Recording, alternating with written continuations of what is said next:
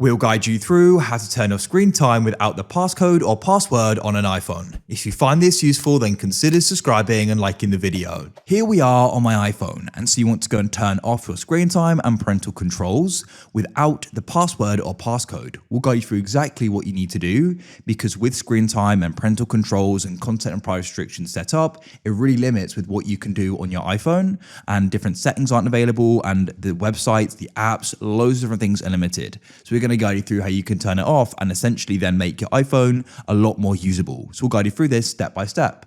So what you can do is you can go and open up the settings app like so. Now we need to go and find the screen time settings. So what you can do is you can go and scroll down and go and find them, or just press search at the bottom. It used to be at the top, and we can then go and type in screen time like this. We'll go and see the option at the top here. Now, what we're going to do is go down here, and these are all the different things which were going to become available with screen time turned off. So downtime, app limits, always allowed, screen distance, communication, and restrictions as well.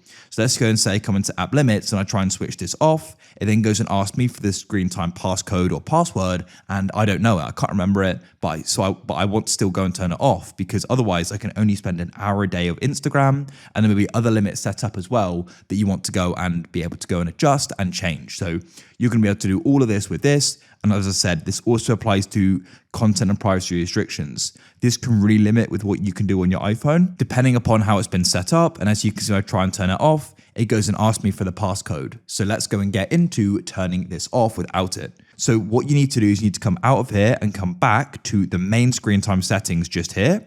Now you need to go and scroll down, and it will go and say change screen time passcode. What you need to do is go and tap there.